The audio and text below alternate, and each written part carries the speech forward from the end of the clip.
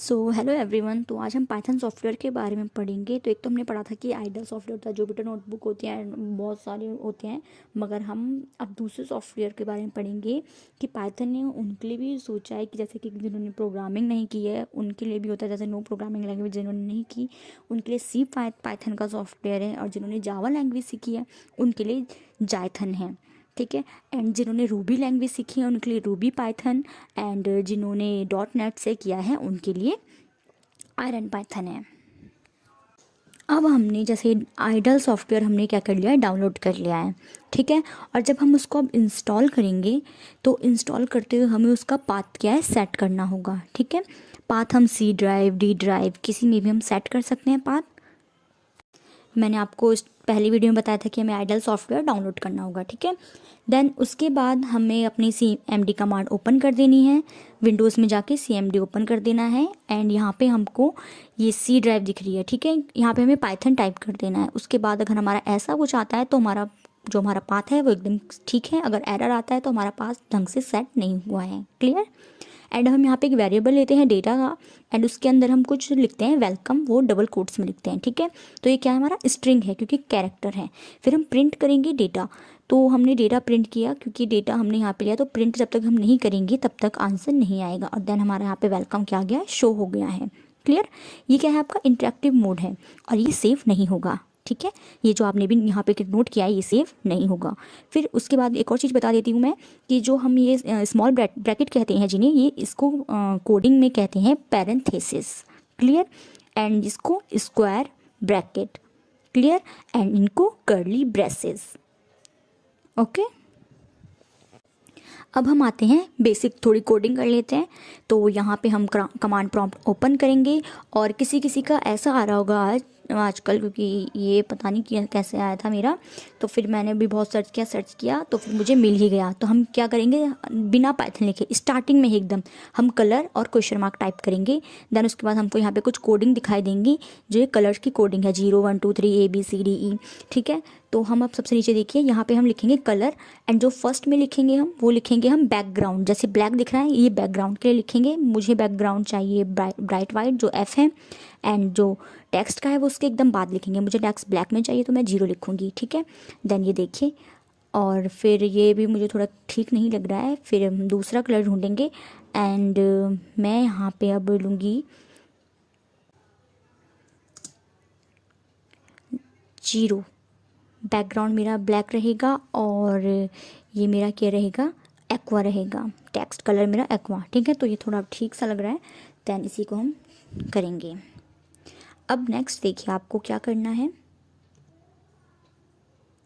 Next हमने यहाँ पे पाइथन लिख लिया है, और ये जैसे कि मैंने आपको पहले बताया था। और फिर अब हम यहाँ पे क्या लिखेंगे, कोडिंग लिखेंगे। जैसे मैंने यहाँ पे लिखा A = 10। हमें इसको देने की ज़रूरत नहीं कि इंटीजर है या फ्लोट है या स्ट्रिंग है। ठीक है। B = 9। ओके। देन यहाँ पे C = हमें इसको क्या करेंगे, प्लस कर देंगे A प्लस और B। जो A में 10 वैल्यू है, B में 9 वैल्यू, यहाँ पे वो प्लस हो जाएगी। देन हम प्रिंट करेंगे, बिना प्रिंट के कुछ होगा ही नहीं। C तो A + B = कितना हो गया, 19 आंसर आएगा। ठीक है।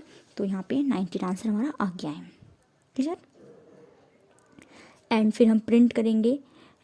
इसके पहले हमको यहाँ पे देना पड़ेगा, एक वेरिएबल में हमको देना पड़ेगा, हमें प्लस करना माइनस करना है क्या। तो हमने D = A - B किया है, फिर प्रिंट करके यहाँ पे D कर दिया है प्रिंट, तो माइनस होके 1 आंसर आया। 10 में से 9 जाएंगे तो 1 आएगा। हमने यहाँ पे प्लस माइनस मल्टीप्लाई सब ट्राई करके देख लिया है। अब हम इसका क्या करेंगे, डेटा टाइप चेक करेंगे। इसका डेटा टाइप क्या है, इंटीजर है, स्ट्रिंग है, या हमारा फ्लोट है। ठीक है। तो उसके लिए हमारे पास क्या फंक्शन होता है, टाइप फंक्शन होता है। ठीक है। हम लिखेंगे टाइप, और पैरेंथेसिस के अंदर हम क्या देंगे, पैरामीटर A, क्योंकि हमारा जो यहाँ पे हमने A किया था उसका क्या है, वो 10। तो हमको तो पता चल रहा है इंटीजर है, मगर एक बार अपनी तसल्ली के लिए चेक कर लेते हैं। तो फिर यहाँ पे हमने किया तो ये क्या बता रहा है, देखो class integer, INT means integer. तो अब हम नेक्स्ट करके देखते हैं। हमने एक वेरिएबल लिया W के अंदर हमने क्या लिख दिया, डबल कोट्स में पाइथन लिख दिया। तो अब हम इसका डेटा टाइप चेक करेंगे। तो इसका डेटा टाइप क्या है, स्ट्रिंग, STR मीन्स होता है स्ट्रिंग। क्लियर। और अब हमने फ्लोट भी टाइप करके देख लिया, तो उसका डेटा टाइप हमने दे दिया। तो इसने क्या दे दिया, डेटा टाइप इसका फ्लोट दे दिया। अब हमको मैसेज देना है, प्रिंट करते हैं हमारा मैसेज भी आना चाहिए कि ये ऐड हो रहा है, मल्टीप्लाई हो रहा है, सब्ट्रैक्ट हो रहा है, क्या हो रहा है, ठीक है। तो हम क्या लिखेंगे, प्रिंट के बाद हम पैरेंथेसिस के अंदर क्या देंगे, डबल कोट्स में हम दे देंगे ऐड इक्वल टू, फिर डबल कोट्स हम बंद कर देंगे एंड फिर कॉमा, कॉमा जरूरी है लगाना वरना हमारा एरर आ जाएगा। और फिर जो हमारा वेरिएबल है जिसके अंदर हमने स्टोर करके रखा है a+b, a-b, a multiply b, तो हम वो डबल कोट्स में नहीं लिखेंगे, ठीक है, वो सिंपल लिखेंगे सिंगल। तो यहाँ पे हमारा क्या आ गया है, ऐड इक्वल टू 19, तो हमको बता रहा है कि हमारा ये क्या है, ऐड है। ऐसे ही हम यहाँ पे मल्टीप्लाई करके देखेंगे डी करके, तो मल्टीप्लाई इक्वल टू 1 आ रहा है, क्लियर। तो अगर हमने देखो यहाँ पे कॉमा हटा दिया तो फिर हमारा क्या दे दिया, इसने हमारा एरर दे दिया। देन इसके बाद एक और चीज़ आप यहाँ पे देखिए कि अगर आपको ये पूरी स्क्रीन क्या करनी है, क्लियर करनी है, तो उसके लिए आपको एक लाइब्रेरी यहाँ पे इंपोर्ट करनी होगी, उसका नाम है इंपोर्ट ओएस। ओएस मतलब होता है ऑपरेटिंग सिस्टम, ठीक है। तो आपको इंपोर्ट ओएस लिखना पड़ेगा। फिर ओएस के अंदर आपके बहुत सारे फंक्शंस होते हैं, उनमें से एक फंक्शन का नाम है डॉट सिस्टम, ठीक है। तो आप कैसे लिखेंगे, ओएस डॉट सिस्टम, और फिर यहाँ पे आप फंक्शन के अंदर क्या लिख देंगे, CLS, डबल कोट्स में आप CLS लिखेंगे, देन एंटर, और यहाँ पे आपकी पूरी स्क्रीन क्या हो गई, यहाँ पे क्लियर हो गई है। तो आपको यहाँ तक समझ आया, आई होप समझ आया हो। अब मिलते हैं नेक्स्ट वीडियो में, ओके बाय बाय।